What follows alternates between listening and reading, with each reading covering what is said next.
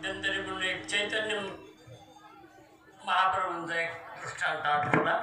चैतन्य महाप्रभू म्हणजे निमाई पंडित, ज्यांची नवद्वीपामध्ये संस्कृत पाठशाळा होती. पाठशाळेचे विद्यार्थी घेऊन हे पूर्वीचं काळ असायचं की पंडित लोकांना ज्यावेळेस काही आडी अडचणी यायला लागल्या म्हणजे ते विद्यार्थ्यांना आपल्याकडे जसं दिंड्या चालतात तशा पद्धती घेऊन जायचे आणि पूर्वीचे राजे लोक श्रीमंत लोक त्यांना मदत करत असायचे.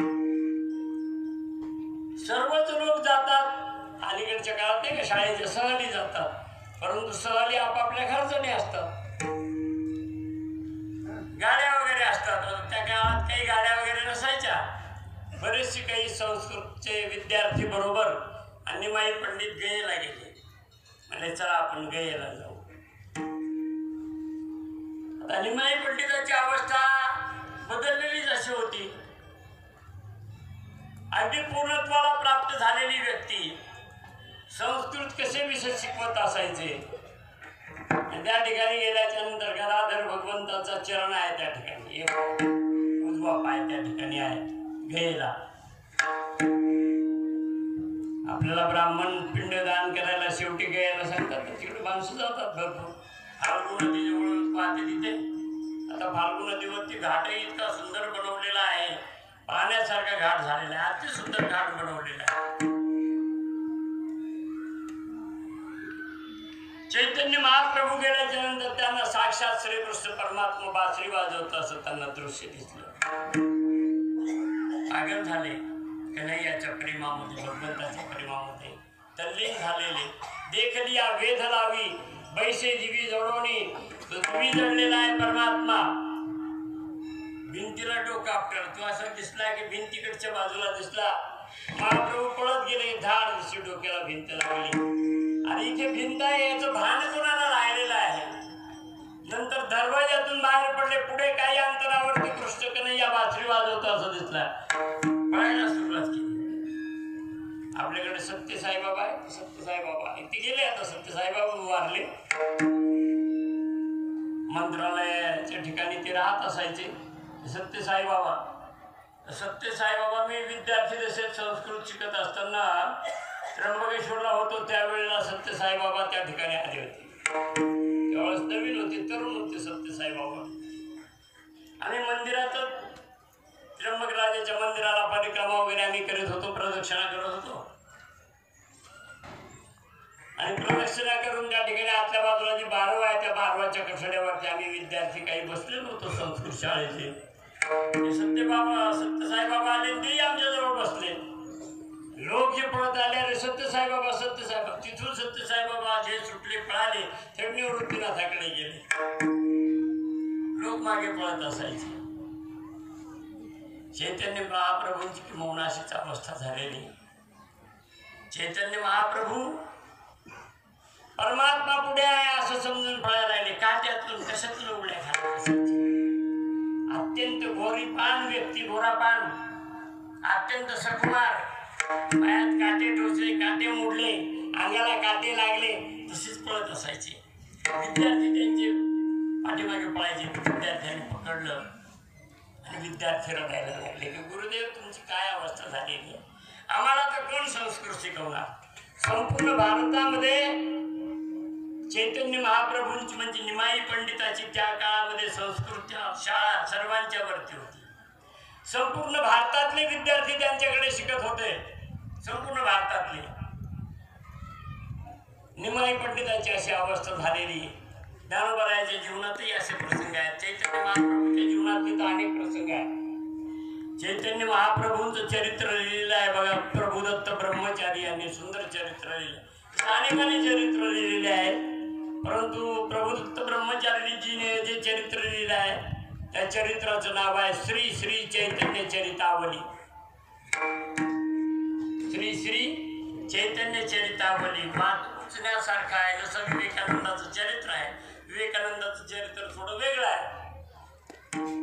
आणि चैतन्य महाप्रभूंचं चरित्र म्हणजे भक्तीमध्ये, भक्तिरसामध्ये ओतप्रोत भरलेलं, अगदी तुडुंब भरलेलं, त्यातमध्येच बुडून गेलेले चैतन्य महाप्रभू आपल्याला पाहायला मिळतील. तसे ज्ञानेश्वर महाराज महाराष्ट्रात जन्माला आले. भक्तिरसात पूर्णतः ओथंबून गेलेली व्यक्ती, विलीन झालेली व्यक्ती, ज्यांना आपण कुठे जन्माला आलो काही खबर देखील नाही. नाहीतर जात असा शब्द आहे, जी कधीच जात नाही तिचं नाव काय तिला काय म्हणायचं, तिला म्हणायचं जात. जी कधी जात नाही तिला म्हणायचं जात. जी कधीच जात नाही तिचं नाव जात. अलीकडे तर फार अवघड होत चाललेलं आहे. खरं म्हणजे काही माणसं नुसते भांडण लावून द्यायचं काम करीत आहे. आणि एवढा समाजवाद वाढत चाललेला आहे. तुमच्या माझ्या बालपणात हे कधी आपल्याला पाहायला मिळलं नाही. किती माणसं गुन्हे गोविंदानं एकत्रित राहत असायचे. अलीकडच्या काळात सगळं सत्यानाश झालेला आपल्याला पाहायला मिळतो. ज्ञानोबराय म्हणतात अभंगाच्या प्रथम चरणाद्वारे हे सर्व माझं गेलेलं आहे.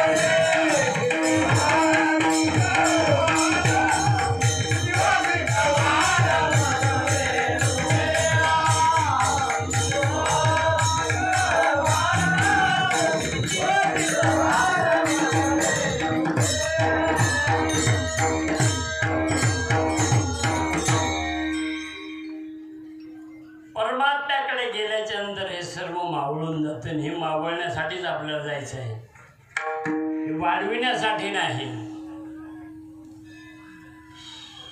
ज्ञानेश्वर माऊलीने एक सुंदर दृष्टांत ज्ञानेश्वरीत सांगितलेला आहे. तुकोबरायांनी देखील त्याचा उल्लेख केलेला आहे. खैर चंदन काष्टे ज्ञानोबराय म्हणतात, हे विवंचना तवच घटे जवन घापती एक वाटे अग्निमुखी.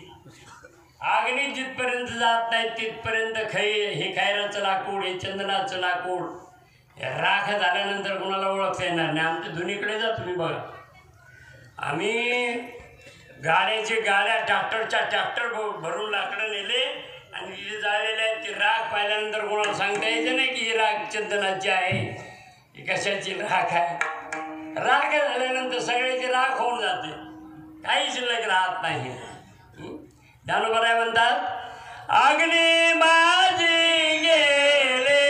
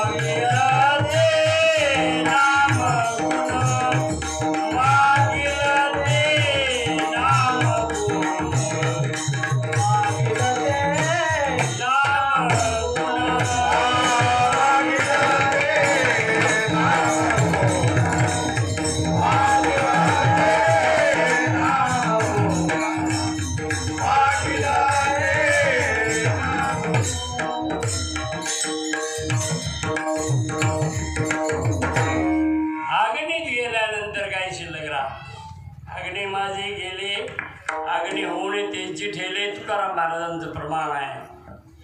काय उरले तया आपण मागील ते नामगुण, काही शिल्लक राहत नाही. तद्वत भगवंतात विलीन झाल्यानंतर मग काही शिल्लक राहत नाही.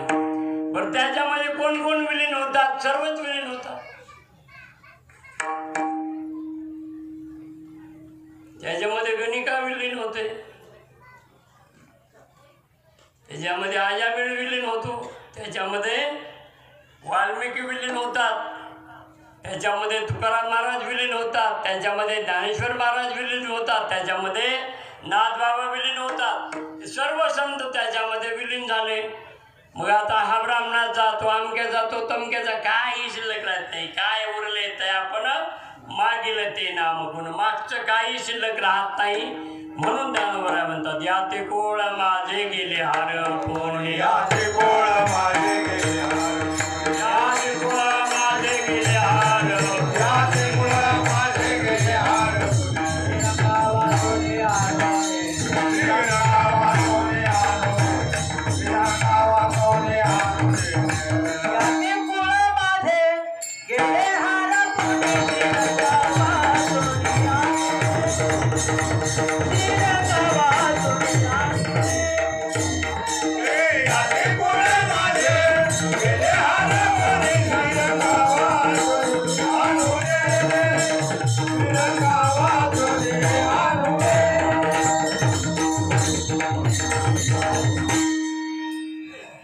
भगवंतामध्ये विलीन झाल्यानंतर मागचं काही शिल्लक राहत नाही. ज्ञानोबरांची झालेली अवस्था आहे. म्हणून याते कुळ माझे गेले हर कोणी, एक कोपी भगवंताकडे गेली आणि भगवंताकडे जात असताना ज्या बाकीच्या शहाण्या होत्या थोडंसं कमी करते. बाकीच्या ज्या होत्या त्यांनी सांगितलं, म्हटले हे सखी तू फार चांगल्या वंशात जन्माला आलेली आहेस. माझा वंश आहे मोठ्याचा, तुझा वंश मोठ्याचा आहे म्हटले. आणि तो तो तो जातीहीन गवळ्याचा. त्याच्या नादी लागलीच म्हटले, तुला काही कळतं की नाही?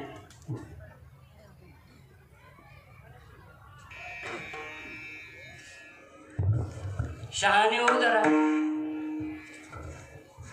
त्यातले त्यात ते खूपच विचित्र खाते म्हटले. मग तुझ्या अंगीची घुरट घाणी, बहु खासी दही दूध तूप लोणी, घरचे बाहेरीला आणोनी निघ चांदणी सकुमा. तुझ्या अंगी आता घुरट घाण माणसाची येईल का तूप पण दही दूध खाणाराची? पण ते बाकीच्या गोपी भगवंताला हिनवत होत्या.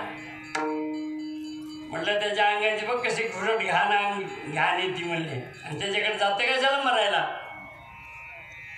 मी सांगितलं काय जे व्हायचं असेल ते होईल, पण मी तया गुवळिया आणि मी त्याच्याशी रत झालेली आहे, एक रूप झालेली आहे. आपण पाहतो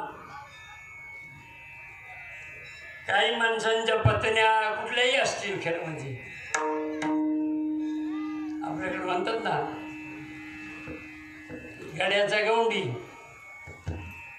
दासीची राणी, टाळकराचा बुवा, कीर्तन करा. घड्याचा गवंडी, घड्याचा गवंडी झाला म्हणजे मग विचारू नका ते कुणीकडे भिंत येईल त्याचा भरोसा नाही.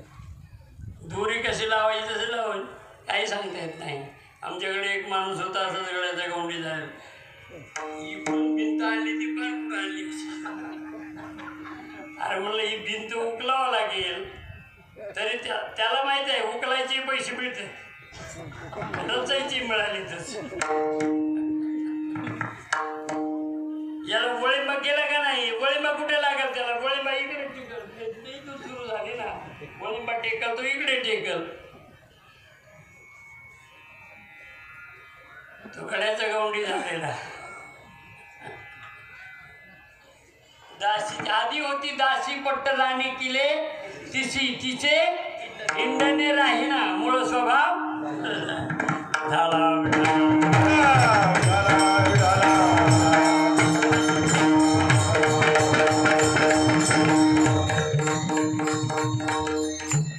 एक दासी होती म्हटले राजाने तिच्याबरोबरच लग्न लावलं.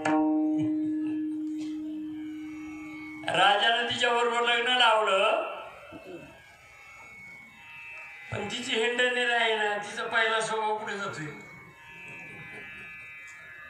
राजा म्हणला असे का करते. आपल्याकडे एक उदाहरण आहे सुंदर असं, पिंगलेचं सुद्धा उदाहरण आहे. याम चिंतयामि सततं मयि सा विरक्ता साप्यन्यमिच्छन्ति जनान् सक्तः आस्मत्कृतेच परितुष्यन्ति काचिदन्यः धिक्तांच तंच मदनंच इमांच मांच. मोठ्याचं उदाहरण आहे. ज्याने या देशाला 300 श्लोक दिले, 300 श्लोकाचं साहित्य दिलं, वैराग्य शतक, नीती शतक आणि शृंगार शतक, 300 श्लोक दिले. समृद्ध मराठी भाषेला समृद्ध करण्यासाठी किंवा भारतवासियांच्या वेगवेगळ्या भाषेला समृद्ध करण्यासाठी म्हणून त्यांनी 300 श्लोक समाजाला दिले. या राजाने असं म्हटलेलं आहे, याम चिंतयामि सततं मयि सा, मी जिचं चिंतन करतो मयि सा विरक्ता, ती माझ्यावर विरक्त आहे, माझ्यावर तिचं प्रेम नाही. राजाने एक गंमत केली. राजाकडे एक साधू आला. त्यानं सांगितलं महाराज हे फळ फार चांगलं आहे, हे फळ जो खाईल तो अमर होईल. राजाने विचार केला हे फळ आपण खाण्यापेक्षा आपण राणीला द्यावं, आपण अमर होऊन काय उपयोग आहे. राणी जरा जीर्ण होईल लवकर मरून जाईल, त्यापेक्षा हे फळ तिला द्यावं, ती चांगली तरुण राहिली पाहिजे. पण राजाने राणीला फळ दिलं आणि सांगितलं हे अमर फळ आहे, हे फळ खाल्ल्यानंतर माणूस अमर होणार आहे. म्हटले असं का, मग मी स्नान वगैरे करून सुचिरभूत होऊन चांगल्या अवस्थेमध्ये खाते.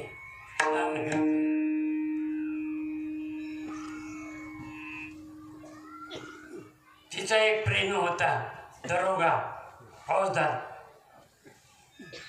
तिने ते फळ त्याला दिलं आणि त्याला कथा सांगितली. म्हणजे साहेब हे फळ खा, हे फळ खाल्ल्यानंतर माणूस अमर होणार आहे. आणि मी अमर होऊन काय उपयोग आहे, तुम्ही म्हातारे झाल्याच्या नंतर माझा तुमच्यावर जीव आहे म्हणले, तुम्ही हे फळ खा. आणि त्या दरोगाला ते फळ दिलं. पण दरोगाचं प्रेम एका वेशीवरती होतं. दरोगाला असं वाटलं हे फळ आपण खाऊन काय उपयोग आहे, तिने खाल्लं तर ती चांगली अमर होत आली पाहिजे, ती चांगली राहिली पाहिजे. पण त्यानं ते फळ त्या वेश्येला दिलं. वेश्य म्हटली जीवनभर आपण वेश्य व्यवसाय केलेला आहे, नारकी हे जीवन, असं जगण्यापेक्षा त्याला काही अर्थही नाही. म्हटले हे जर फळ राजानं खाल्लं तर राजा अमर झाला, प्रजेची सेवा करीत. असं फळ फिरून राजापाशी आलं. तिने ते फळ आणलं. म्हणजे महाराज हे अमर फळ आहे. तर राजाने फळ पाहिल्याबरोबर कपड वाटलं, तुझ्याकडे आलं कसं. ते असं इतकं फिरून आलं म्हणून तो म्हणतो याम चिंतयामि सततं मयि सा विरक्ता. अरे जिचं मी चिंतन करतो ती माझ्यावर विरक्त आहे. आस्मत् कृतेची परितुष्यन्ति काचिदन्यः, माझ्यासाठी देखील संतुष्ट होणारे दुसरे कोणीतरी आहेत. धिक्कार असो त्या मदनाला म्हटले, मलाही धिक्कार असो आणि या तारुण्याला देखील धिक्कार असो, या राजवैभवाला धिक्कार असो, त्याच वेळेला त्यानं सर्व राजवैभवाचा परित्याग केला आणि जंगलात निघून गेला. आणि नंतर त्याचा भाऊ राजा झाला विक्रम, उजनीचा विक्रम. भर्तृहरीच्या चरित्रातील ही गोष्ट तुम्हाला मी सांगितली. विढाला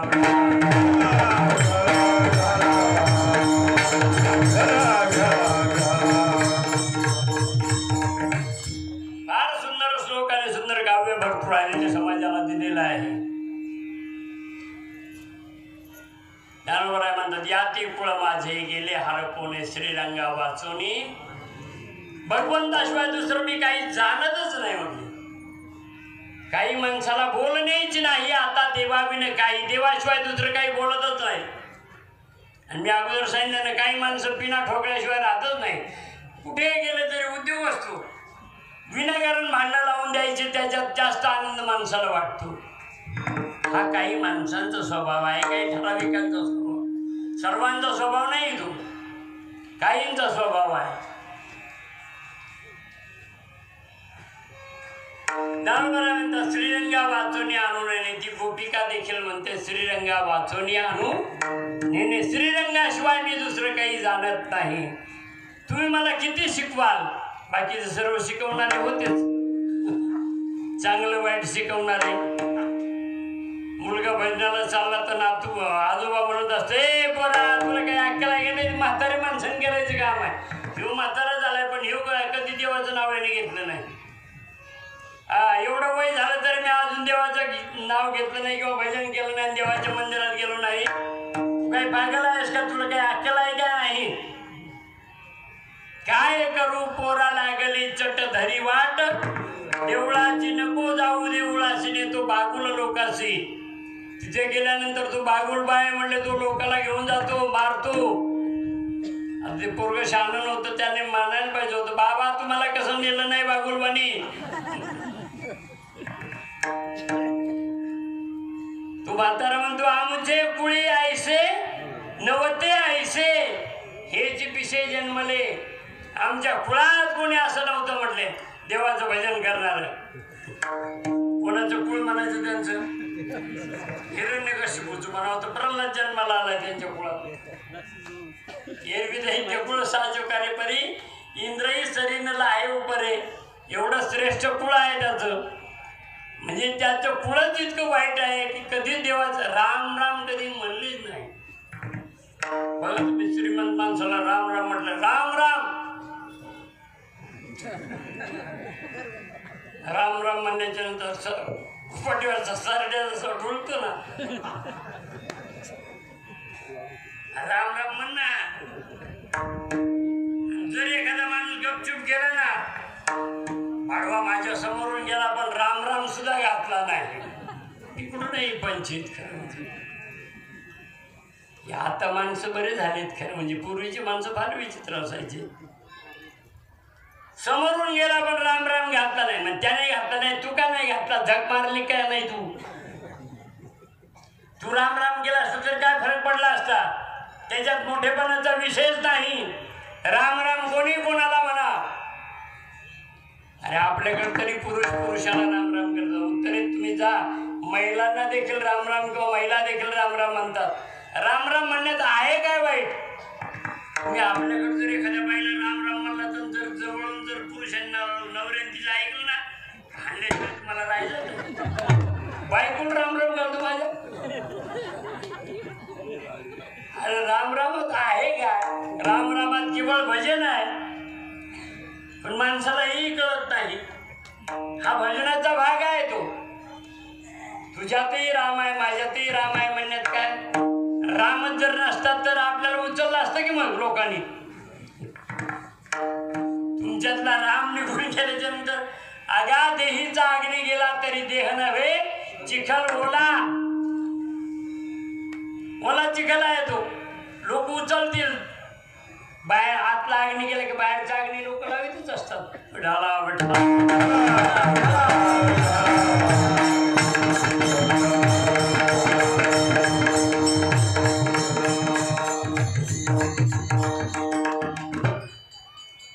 ही ज्ञानोबराय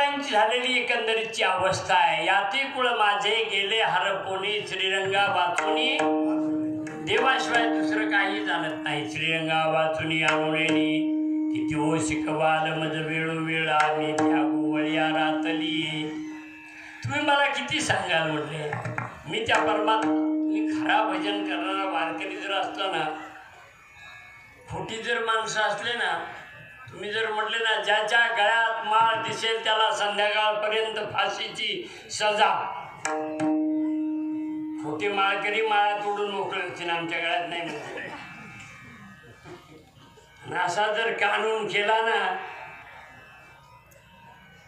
की ज्याच्या गळ्यात संध्याकाळपर्यंत माळ दिसणार नाही त्याला फाशीची सजा, तर आमच्या माळा तोडून घ्यायची. दुसरे लोक त्यांच्या गळ्यात नव्हते, आमच्याच गळ्यातली, त्यांच्या गळ्यात एकही नव्हते. माझ्या गळ्यात छोटे रुद्राक्ष बरेच आहेत, तुळशीची माळ आहे, बऱ्याच माळा गळ्यात आहे. मला रसखान एक मुस्लिम संत होऊन गेले, कवी झाले, संत कवी. फार सुंदर आहे, गोड आहे त्यांचं साहित्य. ते कानापर्यंत माळा घालीत असायचे. जसे अलीकडच्या काळात काही लोक गोल्डन मॅन असतात ना, खूप सोनं घालतात गळ्यामध्ये, तसे रसखान कानापर्यंत तुळशीच्या माळा घालत असायचे. आणि त्यांना कोणी विचारलं ना, बाबा इतनी मालाएं क्यों पहनाई, क्या जरूरत थी? काही साधू लोक तुळशीचं मोठं लाकूड घेतात आणि त्याला होल पाडतात आणि तेवढंच घालतात. तुळशीचं लाकूड असतं मोठं, एकटंच घालतात ते. रसखान इथपर्यंत माळा घालायचे. ते म्हणायचे क्या करे भैया, हमारी नैया तो पाषाण की है ना, पत्थर की नैया है हमारी, ये कैसी तरेगी, इसे तारना है, तारने वाला तो परमात्मा है ना, वो संतुष्ट हो जाएगा तो हमें कोई चिंता ही नहीं रहेगी. इसलिए मैं इतनी मालाएं पहनता हूँ. पाषाणाची नौका तरून जाण्यासाठी एवढे मोठे, लाकडाची नौका तरणं अवघड गोष्ट नाही, पण पाषाणाची तरणं कठीण आहे. रसखान हे खूप चांगल्या पदावरती होते, चांगल्या पदावर. गव्हर्नमेंटचे एक ऑफिसर होते, अलीगडला ते राहत असायचे. पण एकदा वाया मथुरा अशा पद्धतीनं दिल्लीला चालले.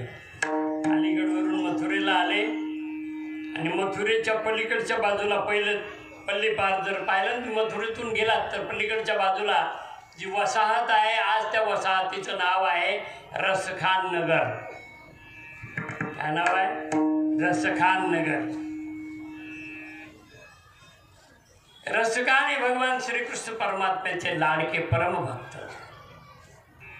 परमात्माही त्यांच्यावरती खूप प्रेम करत असायचा. ज्यावेळेला हे आले ना मथुरा परिसरामध्ये, अगोदरच काही लोकांनी सांगितलं, बाबाजी साहब जी मथुरा होके मत जाओ, क्योंकि वहाँ नंद का लाला रहता है और वो पकड़ लेता है. पकडण्याला तिथं नौकेतच हजर होता. बाबा आओ बैठो हमारी नौका में. तो स्वतः मल्लाक झालेला आहे. त्यानं वल्ले मारीत नौका मथुरेला घेऊन गेला. तो जिथे द्वारकाधीशाचं मंदिर आहे तिथे नेऊन त्यांना सोडलं. जवळ द्वारकाधीशाचं मंदिर आहे, पायऱ्या सुरू होतात. बाबाजी आपका अगर भगवान का दर्शन करना है तो यहाँ से चले जाइए, सीढ़ियाँ पकड़ के चले जाइए, इस सीढ़ियाँ से होके जाइए. सांगण्याचं तात्पर्य असं आहे की रसखान हे भगवंताचे भक्त होऊन गेले, परमभक्त, लाडके भक्त.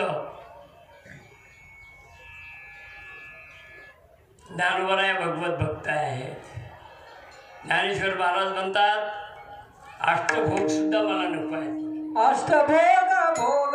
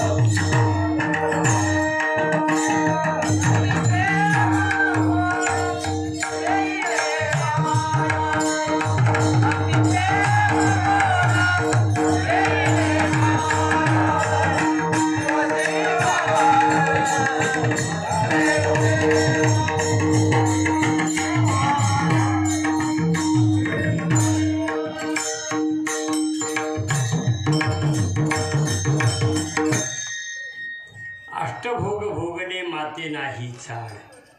भगवंतामध्ये फक्त ना किती म्हातारा झाला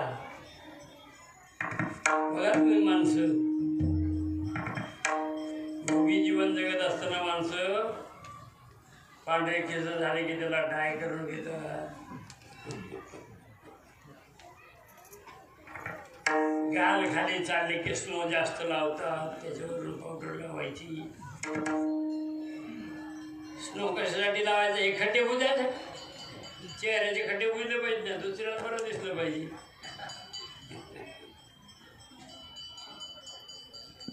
ती गोपिका ज्ञानवरांचा अष्टभोग भोगणी माते नाही चाड.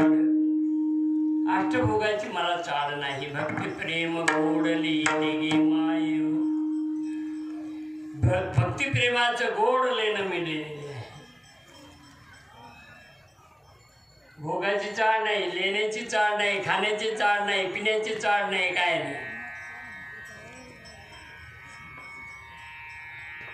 असं पाणी चांगलं पित जाऊ माणसाने, खराब पित जाऊ नका. आमचे गुरुजी सांगत असायचे पाणी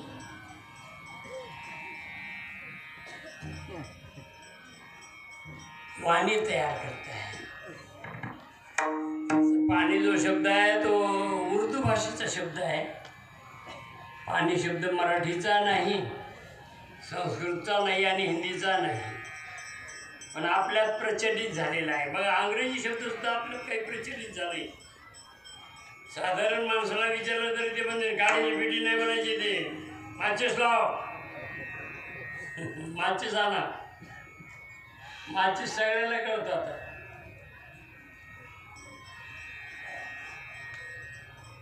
द्विचक्रिका 2 चाकाची सायकल, त्याला काय म्हणतात? बायसिकल.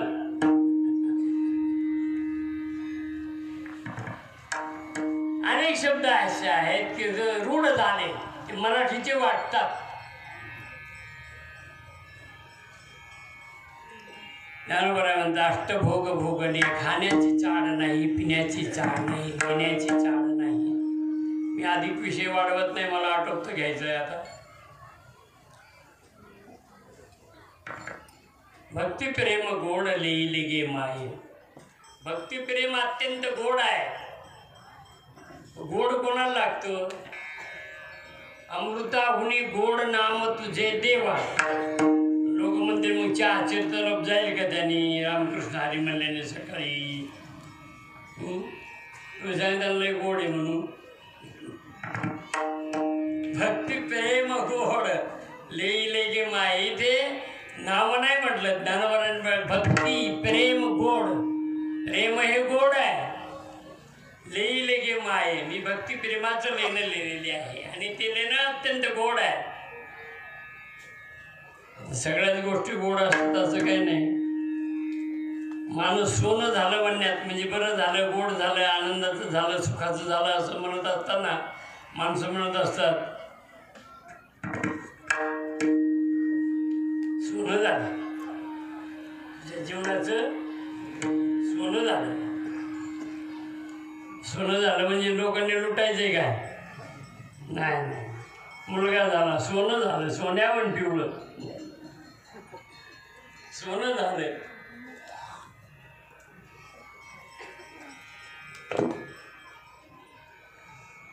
म्हातारं मेलं तर कोणी म्हणत नाही बरं सोनं झालं नाही, तू म्हणजे त्यालाही सोनं झालं बरं झालं. पण कुणी नाही म्हणलं तरी ती घरातली सुनबाई का होत नाही ती म्हणत असते बरं झालं सोनं झालं. तुम्ही लय सोनं झालं म्हणतो ना, बरी म्हातारी गेली हे सोनं झालं बडबड गेली आपल्या डोक्याची त्यालाही गेली.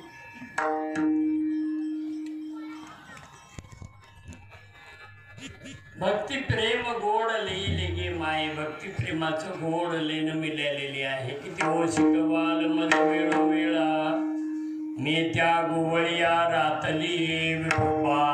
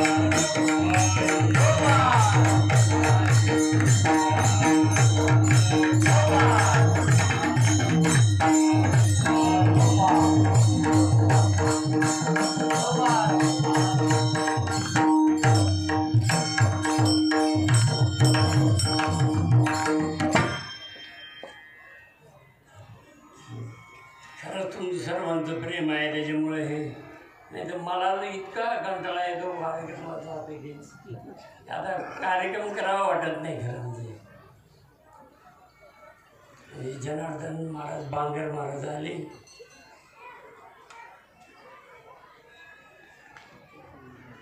आणि त्यांच्या आजोबापासून ईश्वर भारतीबाबांची कृपाछाया त्यांच्या आजोबावरती वडिलावरती, आणि ते फार सुंदर अशा प्रकारे कार्यक्रम वगैरे करतात. आता आमच्या राम हरिभाऊचं बी वय राहिलं नाही, तसाच आरडतो आवाजाचा फार चिळकण्या का उडत नाहीत आवाजाच्या, तरी तसा आवाज बसला नाही. काय करते ते हे लालबाबाने गाथा पारायण केलंय सुंदर अशा प्रकारे. अशोक रामहरीच्या पाठीमागे कुठंच आहे ते पळतच राहतं सारखं. नारायण बद्दल माहितीच आहे तुम्हाला, वेगळं सांगण्याची आवश्यकता नाही. हे गौरव आहेत मांडवाडीचे, काही म्हणले नाही बिचारे, नुसते असे बघत येत कोणाला हाणू म्हणून, कोणाला हाणावा त्यांच्या डोक्यात आहे.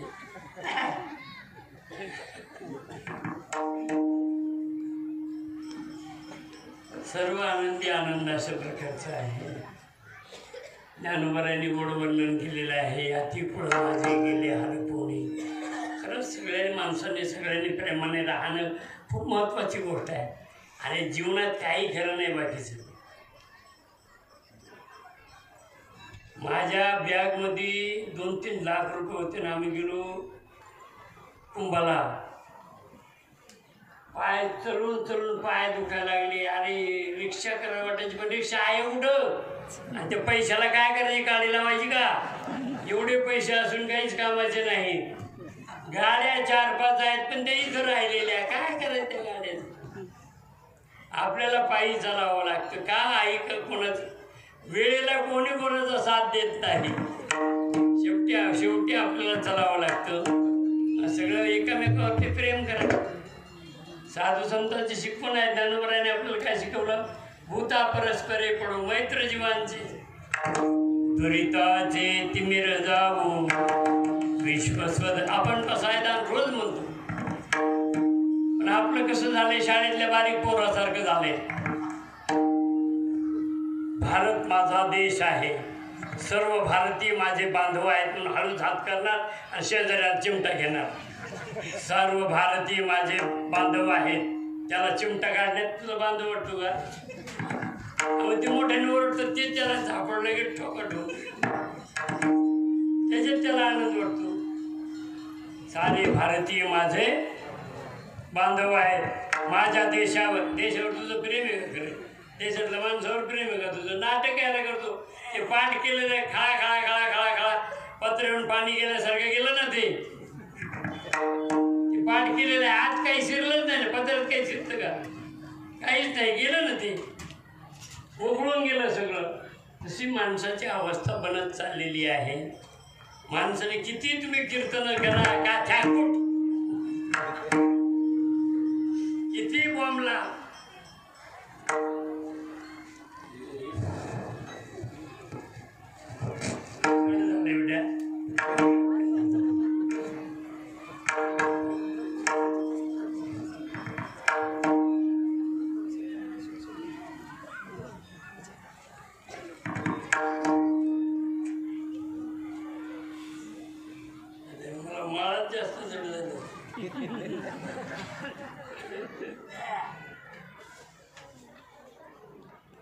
आमचा अशोक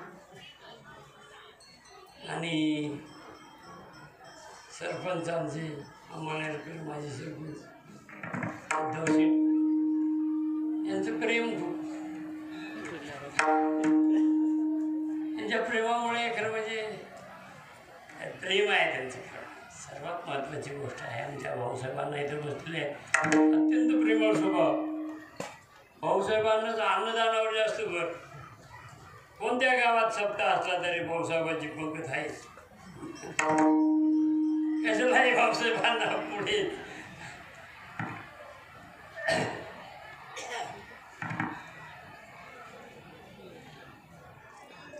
विशेषतः म्हणजे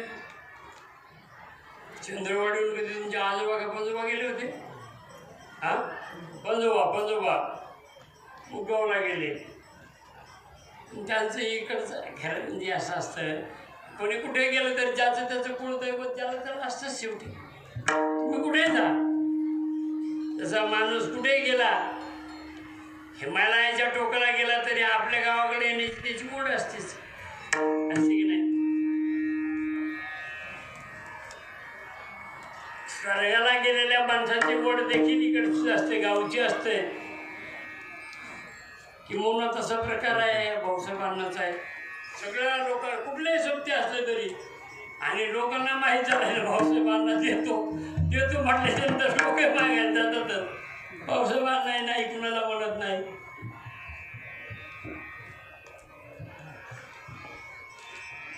प्रत्येक गोष्टीमध्ये पुढे असतात.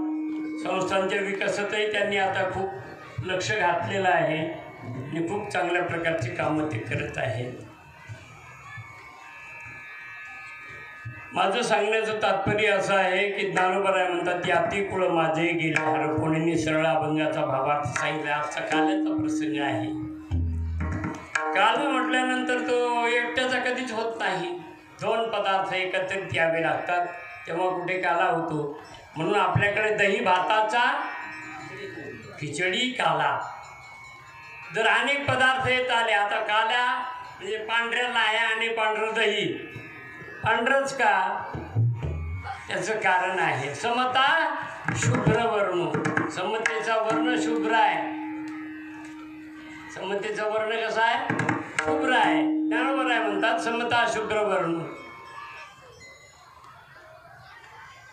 तेव्हा आपल्याकडे काला म्हणजे सर्वांच्यासाठी आहे. यारे यारे लहान थोर याती भलती नारी नर करावा विचार न लगे चिंता कोणाची. त्याला काला म्हटलं जातं. सर्व एकत्रित आले पाहिजेत, सर्वांना प्रसाद मिळाला पाहिजे. मला सुद्धा ते जास्त आवडतं. लोकांनी कीर्तन ऐकावं अशी आपली इच्छा नाही. तुम्हाला ऐकायचं असलं तर ऐका, कुठे ऐका. तसं माझं काय काही म्हणणं नाही, मी अजिबात नाराज नाही. पण मला असं वाटतं आलेल्या माणसाच्या पोटात 2 घास जावेत, त्याची राहण्याची व्यवस्था व्हावी. म्हणून मी पंढरपूरला सगळ्या लोकांची व्यवस्था कशी होईल, आपल्याकडे जेवढे लोक येतील तेवढ्यांची व्यवस्थेच्या दृष्टीनं भव्य दिव्य असा मठ त्या ठिकाणी आपण संस्थापित केला, बांधला. या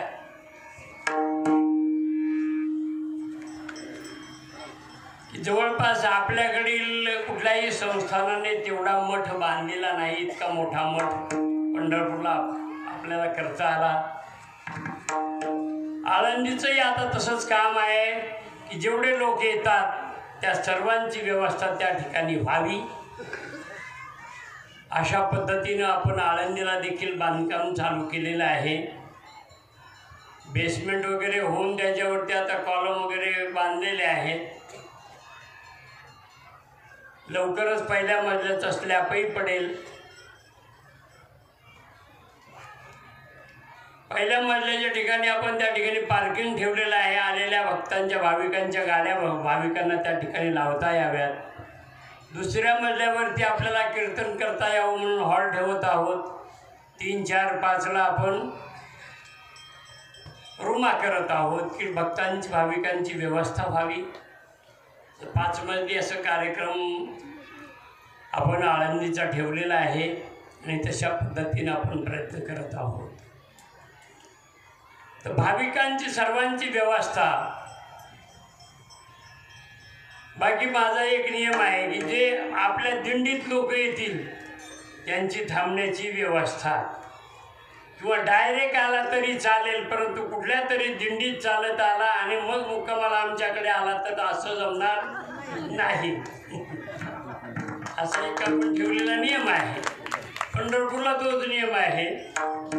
कोणत्याही दिंडीत चालत येईल आणि मग तसं जमायचं नाही. तो डायरेक्ट गावाकडून एकदम आला ना तरी आम्हाला चालेल. मग त्या माणसाची राहण्याची जेवण्याची सर्व व्यवस्था आमची जिम्मेदारी आहे. ती व्यवस्था आम्ही नक्की करू. किंवा सर्वसामान्य वारकऱ्यांच्या व्यवस्थेच्या दृष्टीने आपण प्रयत्नशील आहोत, प्रयत्न करत आहोत. सर्वांची व्यवस्था व्हावी. आणि काका या ठिकाणी आता आलेले आहेत.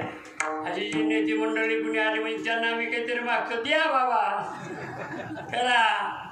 लोकांना मी मागितलं बी नाही, गरीब माणसाला मागतही नाही. एखाद्याने मला देऊ केलं आणि नाही दिलं तरी मी त्याला म्हटलं नाही, विचारलं नाही पुन्हा की तू बाबा देईन म्हटलं होतं आणि काय झालं त्याचं, असं त्याला अजिबात विचारलं नाही आणि विचारणार देखील नाही. मलाही काही ठेवायचं नाही. मला माहीत आहे की माणूस मेल्याच्या नंतर त्याच्याबरोबर काही जातो. आमची कोणी पोरं बाळं नाहीत. भगवे संन्यासी आहोत म्हणजे कोणाला ठेवायचं नाही. मेल्यानंतर काही महाराज लोकांचे फार पैसे सापडतात आणि ते मागचे पहिल्यांचे पैसे आहेत म्हणून लोकांना सांगत नाहीत. ते मीच केलं म्हणून सांगतात. त्याच्यापेक्षा आपल्या हाताने काय होईल तेवढं करावं, करून घ्यावं, करावं. हा माझा खरी भावना आहे. समाजामध्ये सर्वसामान्य माणसांच्यासाठी आपण प्रयत्नशील असावं असंही मला वाटतं. तेव्हा आपण आपल्या पद्धतीनं चालूया.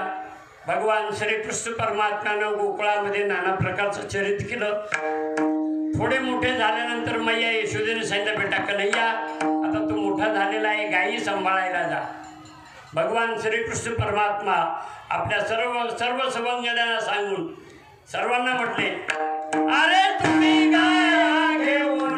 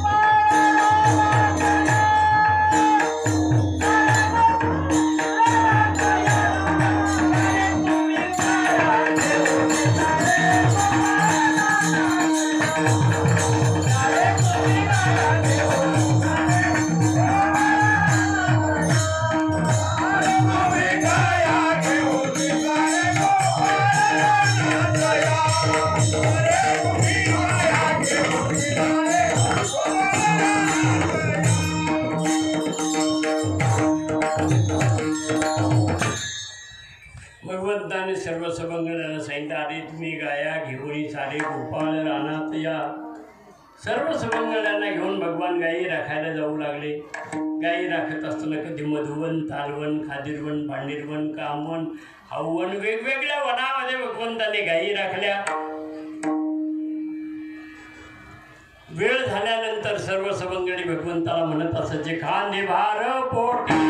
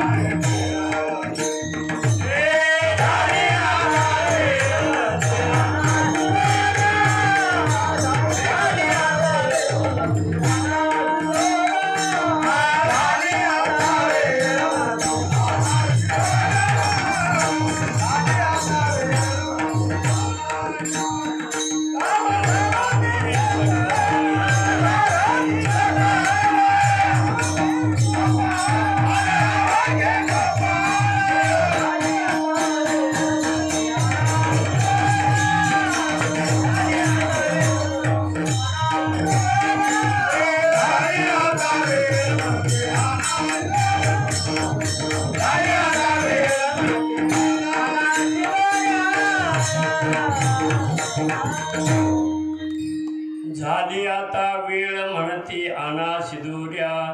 सर्व सवंगड्यांनी आपापल्या शिदोऱ्या आणलेल्या, सर्वांच्या शिदोऱ्या काढल्या, सर्वांच्या शिदोऱ्या एकत्रित केल्या.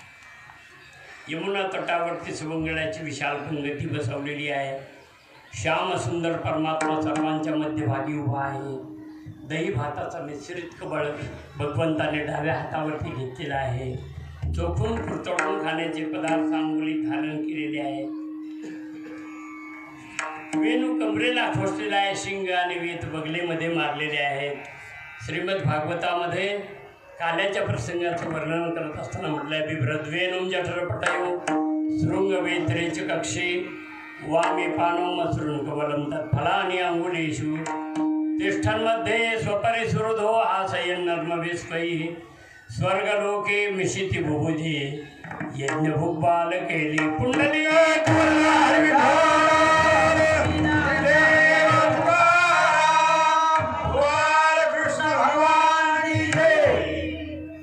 भगवंताने अशा प्रकारे सवंगड्यास मिळत काला केला. त्याच काल्याच्या व्यहत चालत आलेली ही परंपरा आहे. श्रीमद भागवतामध्ये ज्याप्रमाणे वर्णलेलं आहे त्याप्रमाणे साधू संतांनी देखील त्या काल्याचं फार गोड अशा प्रकारे वर्णन केलेलं आहे. ज्या संतांच्या कृपेने काला आपल्यापर्यंत आला त्या संतांचं एक वेळ नामचिंतन करूया. ज्ञानेश्वर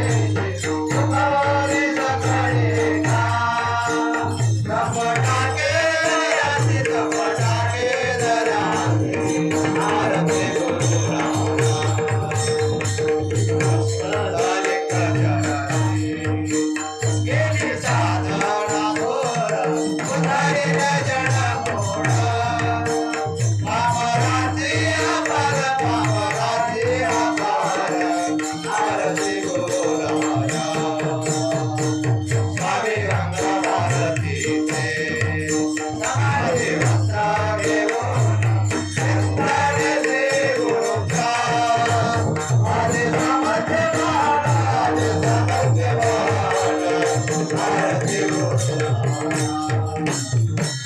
अकरा सेवा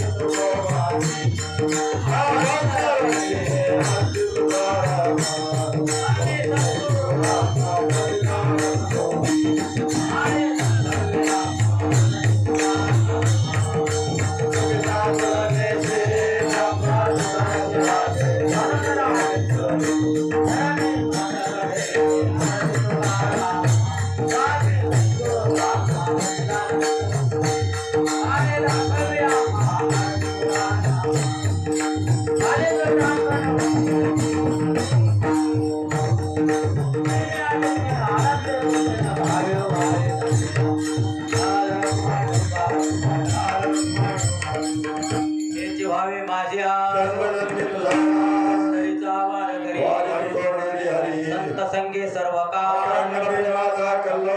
डरीचा वार करी चंद्रभागेष्णा पंढरीचा वार करी धर कुमाई ठोपा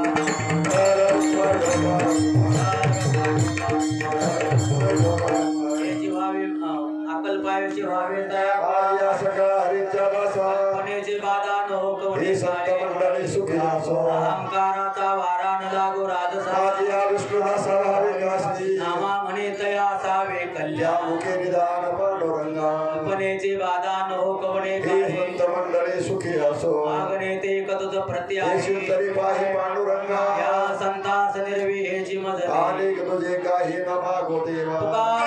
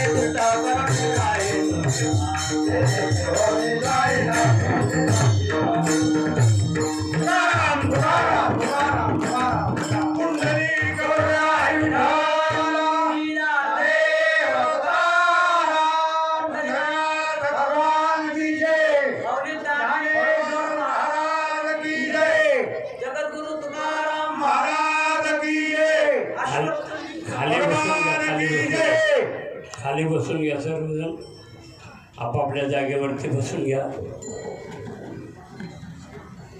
या सर्वजण काका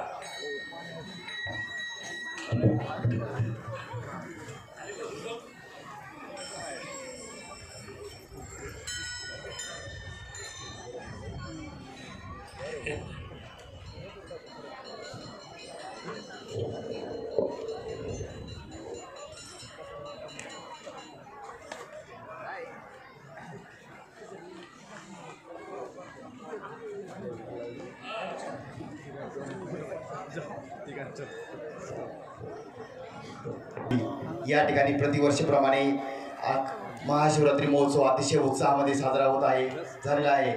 त्या महाशिवरात्री महोत्सवानिमित्त यंदा या ठिकाणी रामचरित मानस कथा अतिशय उत्साहात 7 दिवस पार पडली आहे. वेगवेगळे संत महंतांनी सुद्धा अतिशय चांगल्या पद्धतीने कीर्तन सेवा प्रवचन सेवा केलेली आहे. आणि आज या ठिकाणी काल्याच्या कीर्तनाने या सप्ताहाची सांगता होत आहे.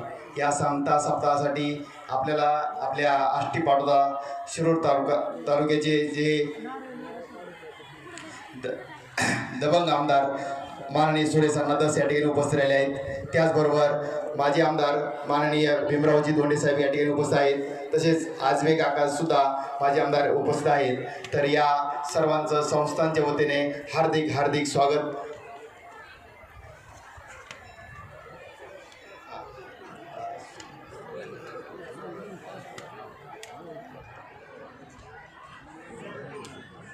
करतो की त्यांनी त्यांचा सत्कार करावा. दादा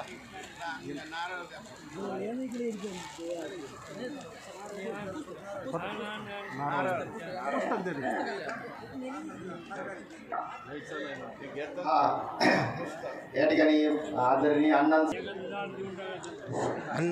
अण्णा इकडे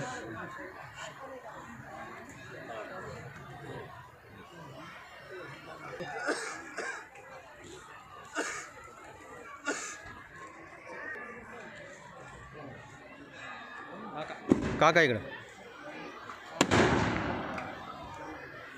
यानंतर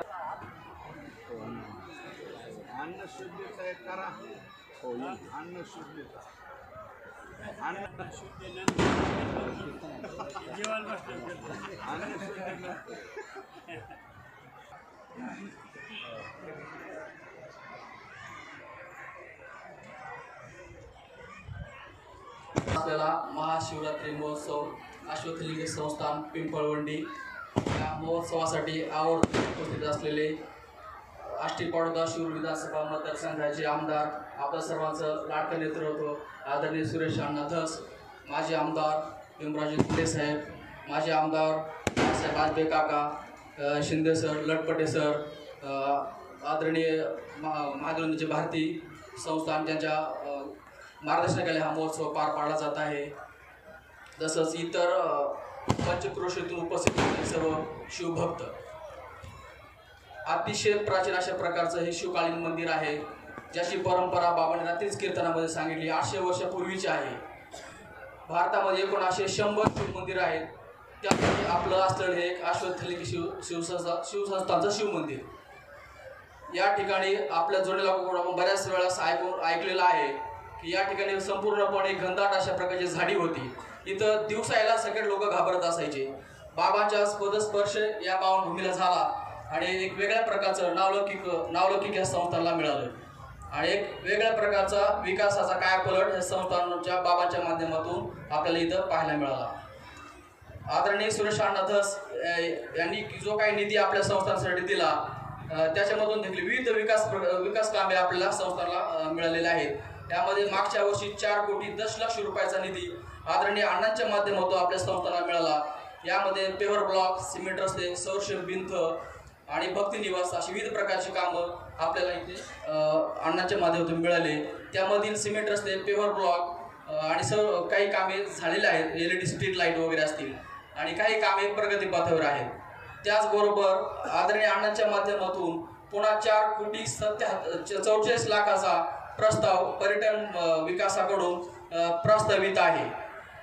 तरी अण्णांनी जे आमच्या देवस्थानासाठी निधी प्राप्त करून दिला त्या निधीच्या संदर्भामध्ये आमचे गावकरी अण्णाच्या कायम ऋणी राहतील.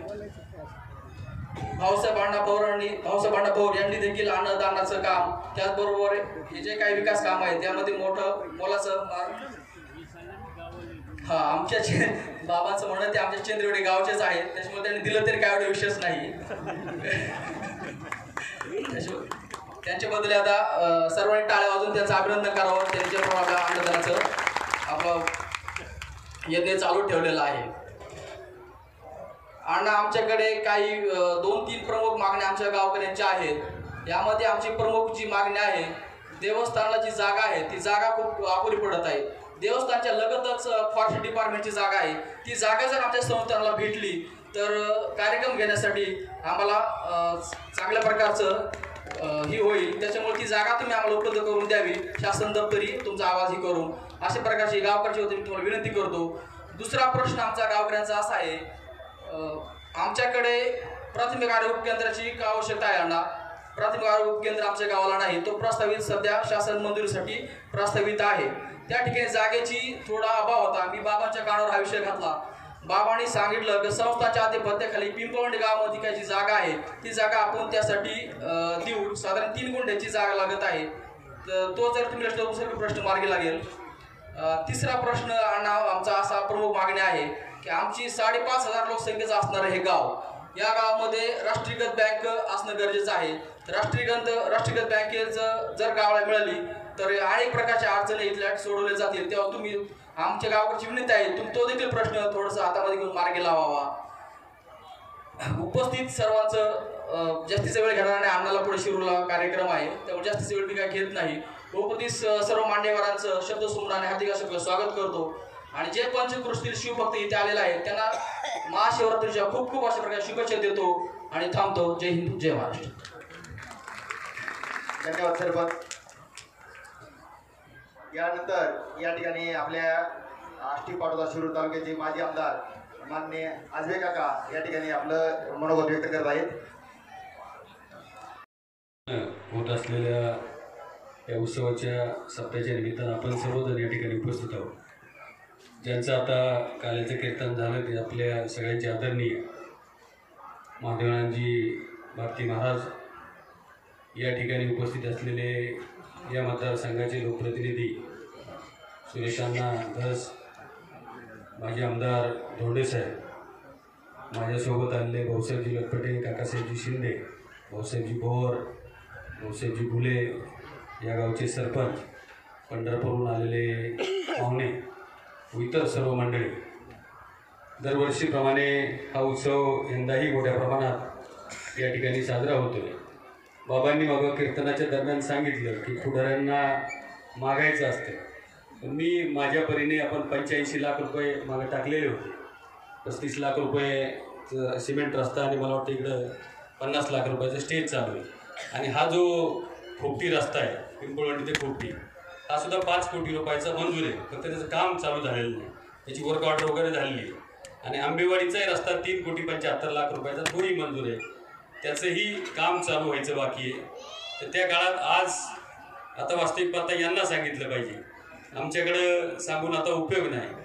म्हणून जे काही कामं जे हे काय म्हणजे आपण मंजूर केले ते क्वालिटीचे व्हावेत. आपण सगळ्यांनी त्याच्यावर लक्ष द्यावे ही मी विनंती करतो.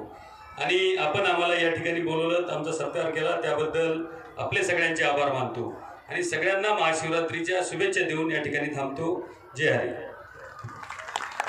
धन्यवाद काका. आपल्या सहकार्यातून सुद्धा भरपूर या ठिकाणी देवस्थानचा विकास झालेला आहे. काही निधी तुमच्या मार्फत सुद्धा आलेला आहे. त्याबद्दल सुद्धा तुमचं एकदा देवस्थानतर्फे ग्रामस्थांतर्फे आभार व्यक्त करतो. यानंतर आपले या ठिकाणी आष्टी पाटोदा शिरूर तालुक्याचे माजी आमदार माननीय भीमरावजी धोंडे साहेब या ठिकाणी आपल्याला मार्गदर्शन करतील.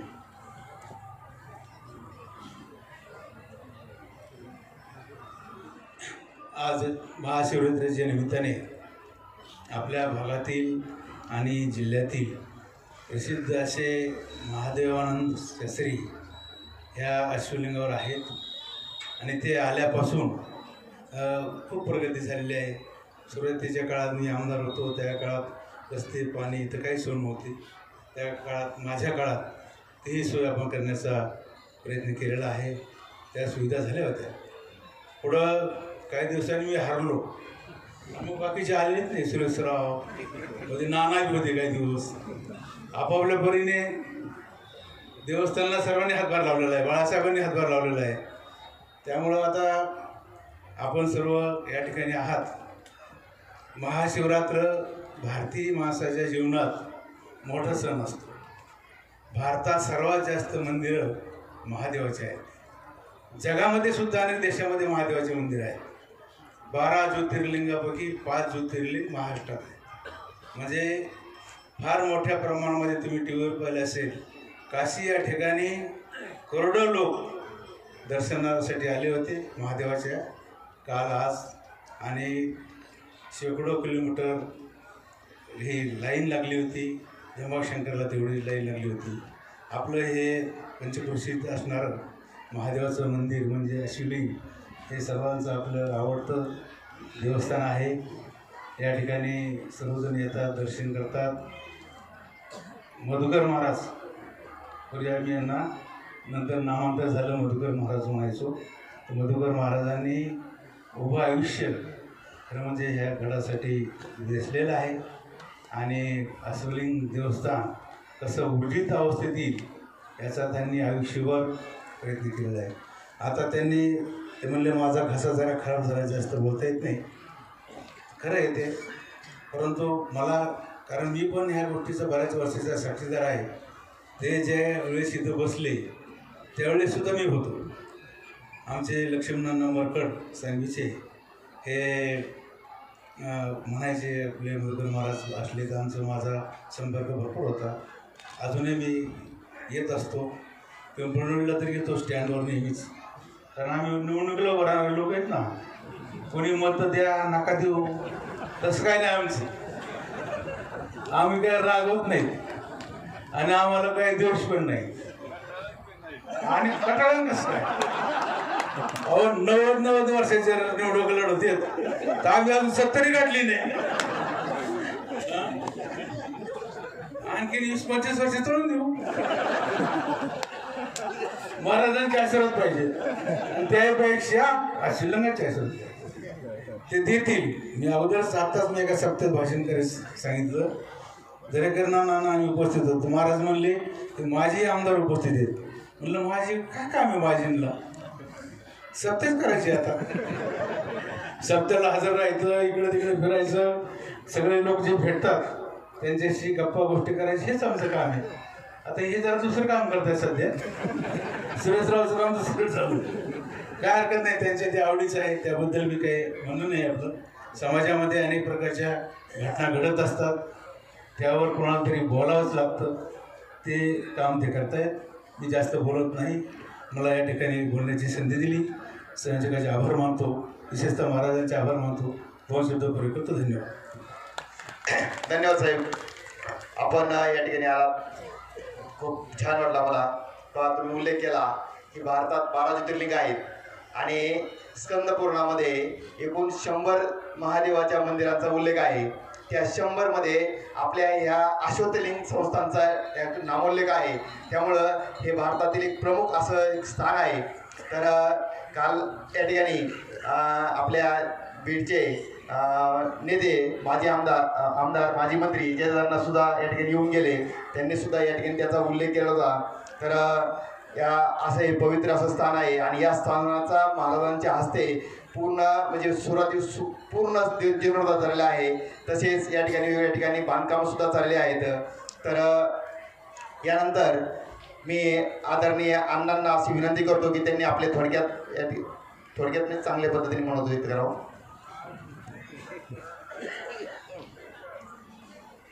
आपल्या सर्वांचा आदर असता महादेवानंद आरती महाराज या ठिकाणी उपस्थित श्री रोंडे साहेब, माझे आमदार आदरणीय बाळू काका, माझे आमदार आणि बडगे पाहुणे, पंढरपूरवरून आलेले भाऊसाहेबांना, या गावचे सरपंच, शेजारच्या गावचे माजी सरपंच आणि सर्व वडीलधारी मंडळी, माता भगिनी, अजूनही मला वाटतं भीमाशंकरचे यांचे पट्टे पाडलेले नाही. म्हणून थोडीशी परिणाम आपल्या या कार्यक्रमावरती दिसतोय. यावर्षी आपण वरिष्ठ मंडळीला आणण्याचा 2-3 जणांना प्रयत्न केला, परंतु आपल्याच्याने शक्य झालं नाही. महाराजांना मी नम्रपणे सांगतो की जरी आज नाही येणं झालं तरी मधल्या कालावधीत 100% त्यांना आपण इथं बोलावून घेऊन एक सगळ्यात महत्त्वाचा जो प्रश्न आहे जागेचे आलटापलटी, तर राज्याचे वनमंत्री गणेश नाईक साहेबांकडं आपण हा प्रस्ताव मांडला आणि आता पुढच्या 2-3 दिवसामध्येच कलेक्टरांकडनं तो प्रस्ताव जाईल. आपली देवस्थानाची जमीन वन खात्याला द्यायची आणि वन खात्याची जमीन आपल्या संस्थानाला घ्यायची आणि जे पाठीमागं वृक्ष लागवड बघा, वन खात्याचे वृक्ष लागवड म्हणजे सगळं गिरीपुष्प म्हणजे पूर्ण वाटोळाच झालंय त्यांनी. सुपारी एवढा लेट असेल त्याला व्हायला अक्षरशः मयूर प्राणी थांबाना बिबटला सुद्धा त्रास होतोय, अशी एकंदरीत परिस्थिती आहे. ते हे गिरीपुष्प जे आहे महाराज, हे पूर्णपणे काढून त्याच्या जागेवरती वड, पिंपळ, लीम तुम्हाला वाटेल ते भारतीय प्रजातीची झाडं त्याच्यामध्ये वाढवावी. आणि सगळ्यात महत्त्वाचं म्हणजे मी एकच शब्द देतो, ह्या जमिनीची मी आलटापलटी 100% करून देईल. त्याच्यापर्यंत मी अधिकचं बोलणार नाही. विकासाच्या बाबतीत काय सांगायचं ते सर्वांनी सांगितलं आहे. डेव्हलपमेंट करणं हे आपलं कामच आहे आणि या डेव्हलपमेंट करत असताना प्रत्येकानं आपापला हातभार इथं लावलेला आहे. मी कोणाचा नाकारणार नाही, परंतु माझं स्वतःचं मात्र मी एक 83 लाख रुपये दिले 10 वर्षापूर्वी. त्यावेळेस म्हणजे मला वाटतं मी आमदार पहिल्यांदा झालो आणि त्यावेळेस पैसे ते दिले. त्याचं रेकॉर्ड सापडलं, त्याच्यावरती बचे पैसे आता मिळाले. नाहीतर आमचं कलेक्टर ऑफिसला म्हणायचे तीर्थक्षेत्र ब मध्येच नाही, तीर्थक्षेत्र बचा कागद कुठं सापडला मंत्रालयाचा. ते मी महाराज म्हणले आमके साहेब होते आणि त्यांनी ते केलं होतं. मग तो कागद सापडला आणि त्याच्यावरती आपल्याला पुढची कामं करता आली. बाबा जे सांगतील ते कुठलंही काम आपण प्रामाणिकपणे या ठिकाणी करण्याचा प्रामाणिक प्रयत्न करू. आणि आपलं जसं अश्वलिंग इथं आश्वस्त लिंग आणि काल मी बेलेश्वराला गेलो, ते सुद्धा ईश्वर भारती महाराजांनी 1970ला स्थापना केली. मला त्यांनी सांगितलं तिथल्या लोक 1970ला म्हणजे माझ्या स्वतःच्या जन्माच्या वेळी त्यावेळेस तिथलं ते स्थान निर्माण केलं. आणि आत्ता बघा केवढी मोठी यात्रा भरते. काल मी तिथं गेलो होतो, यात्रेच्या आदल्या दिवशी सुद्धा प्रचंड मोठी गर्दी, तिथं मोठी गर्दी होती. साखरवाडीला सुद्धा आपल्याकडं मोठी गर्दी होती. आणि तुम्ही धोंडे साहेब म्हणले ते बरोबर आहे की जीर्णोद्धारामध्ये अहिल्यादेवी होळकरांनी जेवढे जीर्णोद्धार केले त्यातले सर्वात जास्त जीर्णोद्धार महादेवाच्या मंदिराचे केले. म्हणून अहिल्यादेवींचा फोटो कधी बी महादेवाची पिंड हातामध्ये असताना त्या ठिकाणी आपल्याला दिसतो. आणि हे बघा, फक्त महादेवाची पिंडच ही अहिल्यादेवीच्या हातात नव्हती. अहिल्यादेवी रणरागिणी होत्या, लढवय्या होत्या, स्वतः घोड्यावरती बसून तलवारीनं दुसऱ्याचं मुंडकं छाटणारे सुद्धा होत्या. परंतु महादेवाच्या या पिंडीमुळं त्यांचं वर्णन त्या ठिकाणी आपल्याला जास्त दिसतं. यावर्षी मला वाटतं महादेवाच्या नावाने जगभर प्रसिद्ध ये प्रयागराज है हे गाणं मला वाटतं प्रत्येकाच्या मोबाईलवर आहे, प्रत्येकाच्या. आणि लोकांनी किती जावं. धर्माच्या हे प्रसार जर व्यवस्थित झाला काय झाला तर काय होतं तुम्ही बघा. योगी साहेबांनी जी सुविधा केली आणि प्रयागराजला 60 कोटी जनतेने डुबकी मारून आली. 60 कोटी म्हणजे जेवढी आपली लोकसंख्या आहे हिंदूंची त्याचे अर्धे लोक हे 100% तिथं जाऊन आले. ठीक आहे, 2 दिवस फक्त अशी ओरड आली की 4 तास गाडी ह्याच्यात सापडली, 2 तास. पण बाकीचं नाही. जे नियोजन UPच्या सरकारने केलं होतं त्याच्यामुळं अतिशय सुंदर असं दर्शन कुंभमेळ्याचं त्या ठिकाणी झालं. आणि आता पुढं 2 वर्षाच्या नंतर मला वाटतं आपल्या नाशिकला आहे कुंभमेळा. तर आत्तापासूनच त्याच्या बैठका चालू झाल्या. काल परवा गेडाम नावाचे तिथले कमिशनर आहेत ते आणि सेक्रेटरी आणि मुख्यमंत्री यांची बैठक होती. मधून मला कळालं तर एवढी सुंदर सुविधा आपण मिस्टर योगी जे आहे त्या राज्याचे मुख्यमंत्री योगी साहेबांचं सुद्धा मला वाटतं टाळ्या वाजून आपण सगळ्यांनी या ठिकाणी अभिनंदन केलं पाहिजे की 60 कोटी लोक तिथं जाऊन सुद्धा सगळ्यांच्या स्नानाची त्याच्यानंतर राहण्याची खाण्याची सगळ्याची सोय ही अतिशय व्यवस्थित झाली. त्याच्याबद्दल त्यांचे आभार. आणि महाराज तुम्ही जे काम सांगाल ते काम करण्यास आम्ही कटिबद्ध राहू. फक्त एवढीच विनंती माझी महाराजांना की झाडांची संख्या पुढच्या वर्षी आत्ता जे लावले त्याच्यात डबल झाली पाहिजे. इतकं सुंदर झाडं लावलेत पलीकडं पाठीमागं. महाराज जिथं विश्राम करतात त्याच्या पाठीमागं वड पिंपळ लिंब. अरे बापरे, तुम्ही बघा इथलं सप्ताह संपल्याच्या नंतर 2 घास खा आणि तिकडं जा. बघा किती सुंदर झाडं आली. जेवढे आत्ता झाडं आले मोजून घेतो महाराज, मीच येतो मोजतो.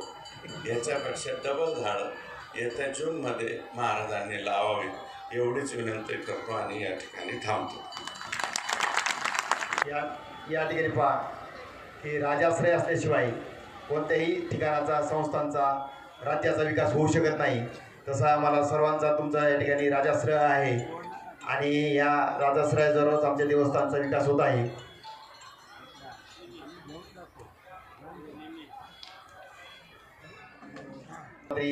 सांगता सोहळ्याच्या निमित्ताने आपण या ठिकाणी सर्व जे मान्यवर या ठिकाणी उपस्थित राहिलात या सर्वांचं मी बाबांच्या वतीने अतिशय असं धन्यवाद व्यक्त करतो.